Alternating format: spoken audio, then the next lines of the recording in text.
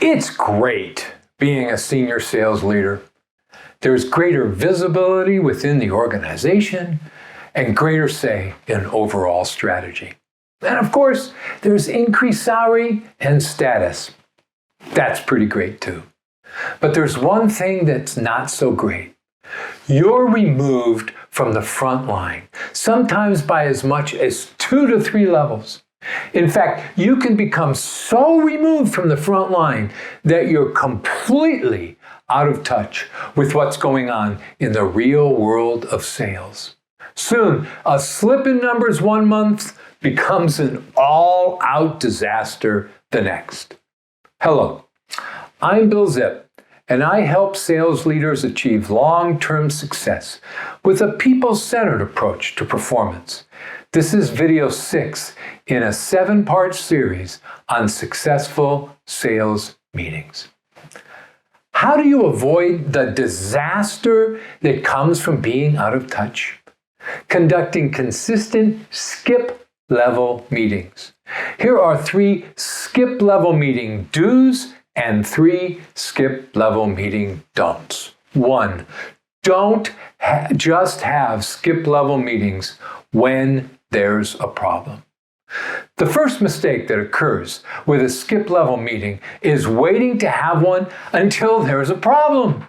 By this time, there's enough tension in the air that it's next to impossible to make the process positive and productive. Not only that, a struggling sales manager who, out of the blue, is asked to arrange a skip-level meeting can sabotage this meeting for sheer survival's sake. Savvy salespeople, too, sensing a train wreck is coming, will clam up, knowing that once you go back to corporate headquarters, career prospects are entirely dependent on their direct supervisor. I recommend conducting skip-level meetings on a quarterly basis, but no less than twice a year. In this way, they become standard operating procedure for deeper leadership development, not an emergency one-off. 2, don't do skip levels individually. Instead, do them as a group. The second mistake I see in conducting skip-level meetings is when a senior leader does them individually, meeting with salespeople one-on-one instead of the entire team.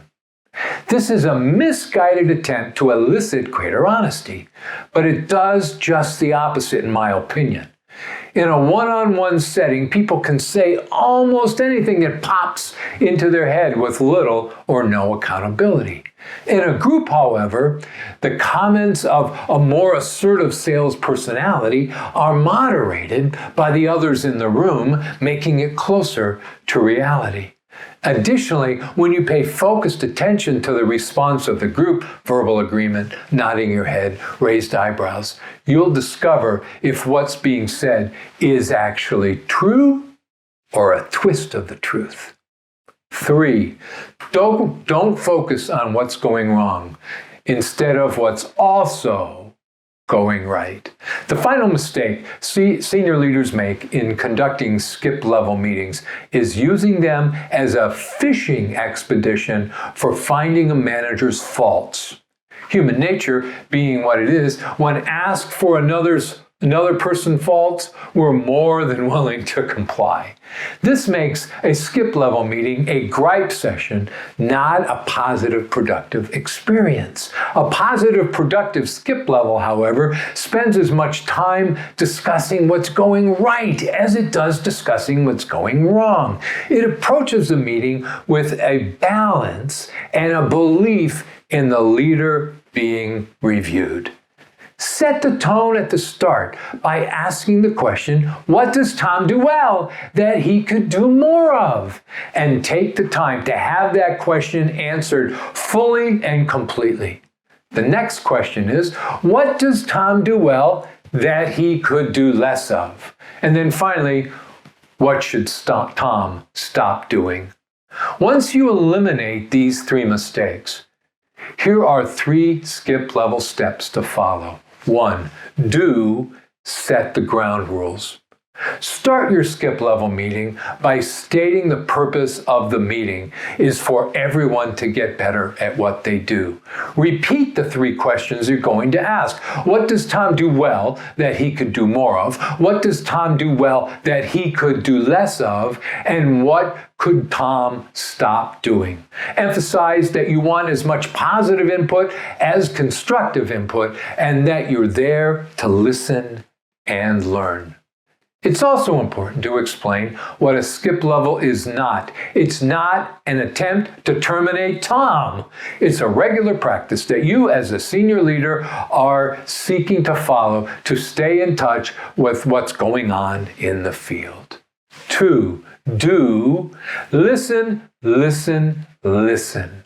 The point, of course, of a skip level meeting is to listen what's really going on in the front line of your sales organization.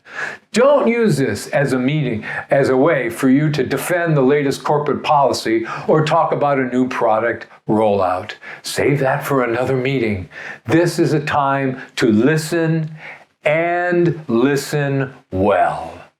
Ask the questions I just suggested. Ask them again. Double and triple click on these questions with words like, tell me more, and how so? Paraphrase and reflect back what's being said until the people in the room exclaim, yes, that's it. Keep repeating this process for the entire meeting. Now 3, do follow through. Finally, a skip level meeting faithfully follows through with what went on in the meeting. This follow-through takes place in 3 ways: with each manager, with the sales reps, and with another skip level meeting.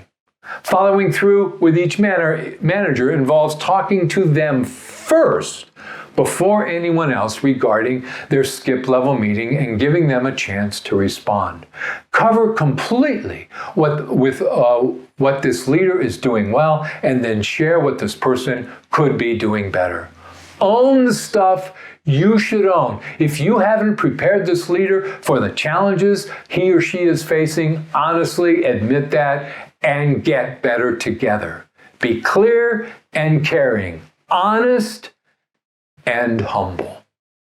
Follow through with the sales reps by thanking them for their input, communicating the changes you and their manager plan to make, and explaining anything else that can't be changed with reasons that make sense. Finally, schedule another skip level meeting in a few months and repeat the process all over again.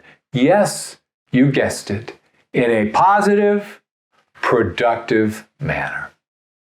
In my next video on successful sales meetings, we'll discuss how to conduct sales meetings outside of your company with prospects and customers. Please subscribe to this channel so you don't miss a single session, or better yet, schedule an appointment with me to discuss your specific sales challenges, because every salesperson deserves a great sales manager. Thanks for watching.